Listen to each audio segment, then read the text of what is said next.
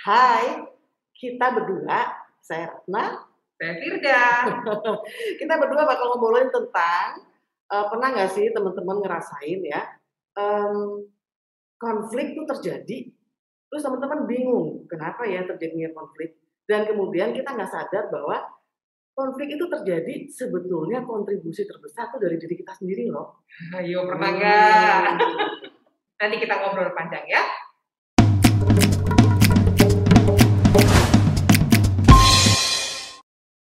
Mbak Firda, pernah nggak Mbak ngerasain suatu ketika ngobrol sama seseorang tuh ngeklik aja enak gitu ya, ngobrolnya tektokannya enak, ketawa-ketawa, atau bahkan lagi curhat juga jalan. Tapi pernah juga nggak sih Mbak ngerasain atau ada orang yang curhat ngobrol gini, kok gua kalau sama dia kok tiba-tiba dia jadi diem ya, kok tiba-tiba suasananya nggak enak ya, kok kayaknya dijauhin ya gitu ya, kok kayaknya kemudian ngomongnya jadi nggak terbuka. Pernah nggak sih ngalamin kayak gitu atau dengar cerita gitu? Kita jadi kayak baperan sendiri ya. Kita jadi kayak baperan sendiri. Ya pernah lah. Mbak Ratna pernah nggak?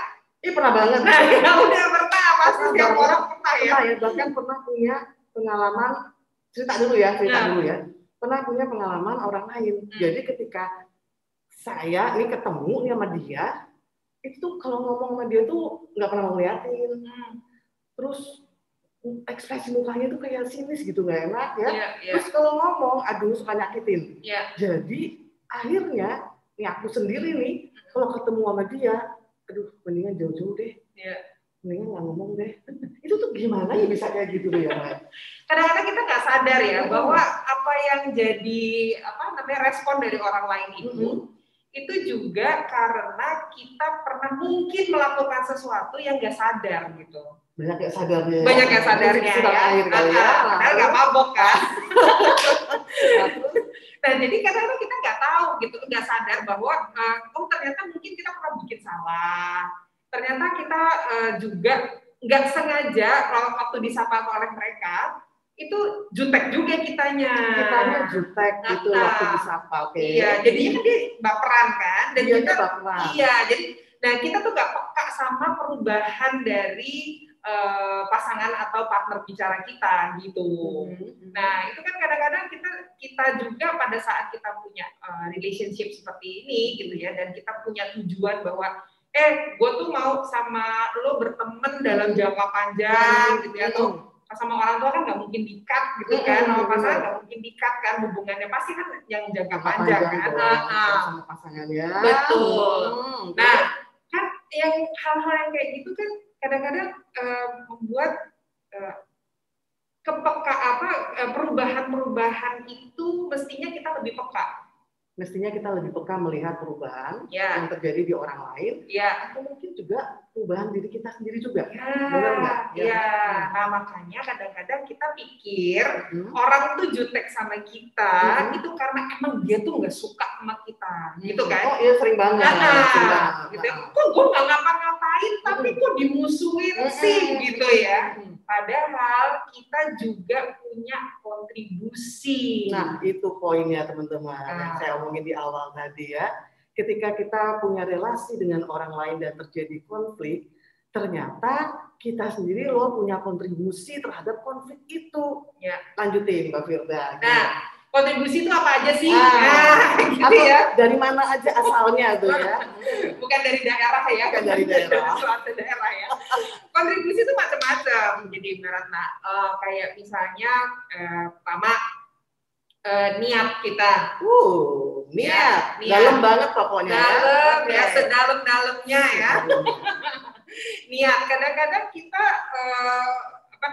ngelihat partner bicara kita udah jutek, terus kayak kita pengen menguasai dia, itu kan niat juga kan? Niat itu ada yang niat untuk berdialog, ada niat yang menjauhkan dari dialog. Gitu ya. Jadi ada dua macam tuh. Kalau misalnya kan kalau kita lagi ngobrol sama orang, terus nih orang kok nggak suka ya sama saya gitu ya, itu kan kita kayak niatnya pertama ya, menjauhi dia, itu juga niat loh. Iya, niat. Udah deh, gue gak mau deket-deket dia deh, gitu. Takut kesamber gitu ya. Gitu ya, takut kesamber dan sebagainya. Itu tuh niat, gitu. Okay. Atau misalnya, kok dia selama ini jutek ya sama gue ya? pokoknya suatu saat nanti kalau gue ngomong sama dia, gue mesti kenceng. Waduh, niatnya berantem kali. Gitu ya. Jadi ada niat yang di sini intinya adalah hanya untuk kepentingan diri sendiri. Yes. Gitu ya. Jadi mau gue aman atau mau gue hajar, itu kan untuk kepentingan sendiri. Semuanya kan? Untuk kepentingan diri sendiri. Itu niat yang menjauhkan dari dialog. Oke. Jadi kalau gitu niat untuk mendekatkan tuh mesti gimana dong? Nah, niat untuk mendekatkan adalah lebih kepada ya kayak kalau kita sering dengar kata-kata di Seven Habits itu kan adalah think win-win gitu ya. Oke. Ya, win-win ya gitu ya. Jadi gue mau dia nyaman, gue juga mau atau bisa mengutarakan dengan nyaman dan nyaman, gitu ya. Gue kepengen supaya dia kalau tersinggung, kalau misalnya nggak sengaja tersinggungnya ya minim-minim aja deh gitu ya. Dan jadi kalau misalnya sampai salah pengertian bisa diminimalkan, gitu ya. Nah itu adalah niat untuk mengarah ke dialog ya. Jadi misalnya kalau saya sama Mbak Ratna, misalnya kita kelas gitu ya, pas gue mau ketemu sama Mbak Ratna gitu ya, terus aku ngomong dalam diri, saya mau ngobrol sama Mbak Ratna, niat saya adalah mendengarkan, niat saya memahami perspektifnya Mbak Ratna. Kalaupun dia berbeda pendapat sama saya akan memahami dan menghargainya. Bisa menghargai orang lain kalau memang niatnya udah tulus. Yes. Gitu kan? Ya. Impact-nya gede banget, Mbak. Impact-nya gede banget. Kayak apa sih? Impact-nya kalau kita punya niat itu dan berpegang pada niat itu, ya, itu kita bisa kayak yang ekspresi juga beda. Nah, itu dia. Ya, dari yang kenceng gitu ya menjadi perhatian gitu ya. Kalimat yang kita keluarkan, kata-katanya juga dipilih. Nggak seenak-enaknya keluar gitu ya, ngikutin emosi gitu ya. Terus kemudian bahasa tubuh kita juga bukannya menjauh gitu ya atau menunduk gitu, enggak gitu ya. Mau ngeliatin gitu ya. Karena niatnya tulus tadi itu ya. Ya, itu dia yang namanya kekuatan niat di situ. Power of niat. The power of niat. Ya. Cuma challenge terbesarnya adalah begitu kita merasa punya niat yang baik, udah siap punya niat yang baik, tiba-tiba dari pihak lawan bicara kita, partner bicara kita tuh nyolok. Serangan mendadak. Serangan mendadak. Akhirnya yang niat yang kita punya udah baik ini bubar jalan. Kalau gitu sekarang gimana nguatin niat deh? Ya, nguatin niat ya. Dan nguatin niatnya itu ya memang tujuan kita itu berpegang pada tujuan kita, berpegang pada apa yang kita inginkan itu. Latihan juga kali ya. Latihan terus diingetin terus juga kalau sama temen yang lain. Iya, sampai sekarang juga kan kita latihan terus. Dengan nonton video ini juga kita ngingetin gitu ya. Jadi berlatih terus untuk terus menanamkan niat yang positif. Iya. Tapi tadi menarik banget ya. Berarti juga yang namanya ekspresi wajah, kontak mata. Kita pakai masker jadi nggak kelihatan senyum apa enggak gitu ya. Mata berbicara, kalau kita senyum mata juga kelihatan. Nah, itu ternyata semua berpengaruh banget terhadap dampak berkomunikasi. Orang mau kemudian berdialog enak dengan kita, kalau ekspresi wajah kita enak, dia juga akan mau melanjutkan. Tetapi kalau ekspresi wajah kita nggak enak gitu ya, nggak ada senyumnya, mungkin tone kita pedes, orang juga akan menjauh gitu ya. Lalu kemudian juga yang nggak kalah penting, yang bisa memainkan ekspresi itu apa sih? Niat itu tadi ya. Niat itu tadi. Oke, ada yang mau dilanjutin nggak Mbak Firda? Nah, ini contoh aja nih ya, contoh nih, aku kan punya anak 19 tahun kan. Itu yang namanya crucial conversation di rumah, ya, di rumah gitu ya. Ya masa-masa pandemi kayak begini gitu kan, ada salah satu anak saya yang misalnya gitu, pengennya senengnya main keluar gitu, memang dia orangnya yang lebih main lah, lebih gaul gitu ya. Nah itu pada saat saya mengutarakan atau saya tahu ini bakal konflik, saya tahu ini bakal ada pertentangan dengan dia gitu ya, saya maunya dia stay di rumah, dia maunya luar.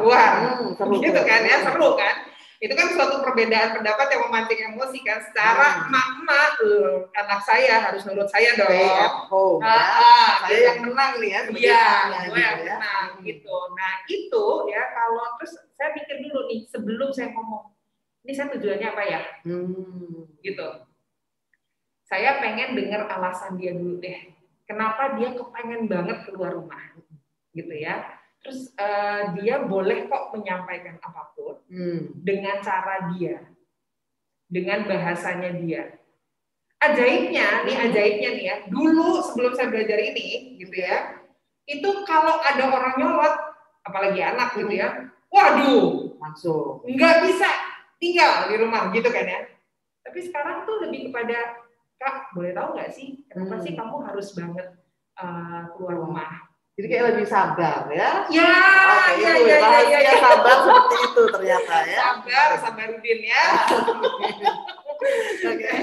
Nah itu tuh akhirnya, iya Bu, aku tuh mesti ngerjain tugas. Soalnya kalau lewat Zoom nggak bisa, lewat aplikasi lain nggak bisa, nah itu harus face to face. Oke. Kira-kira kalau misalnya kamu nanti ngerjain tugas, itu apa yang kamu lakukan untuk menjaga diri kamu? Akhirnya malah diskusi ya? Malah diskusi gitu. Jadi enaknya itu sebetulnya berpegang sama itu. Memang nggak mudah sih Mbak, sangat nggak mudah. Apalagi orang depan kita udah nyolot, pasti kepancing. Tapi kalau berkat latihan itu, bisa. Disitulah tantangannya. Yes. Oke teman-teman, siap menerima tantangan? Jangan lupa ya bahwa kita sendiri berkontribusi loh terhadap konflik yang kita buat. Ya. Gitu ya, tadi udah dibahas. Yuk, nggak ada cara lain selain latihan.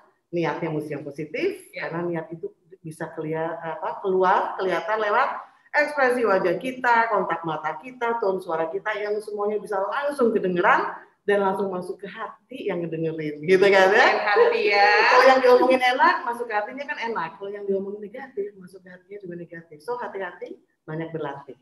Oke. Sampai jumpa. Sampai ketemu. Bye.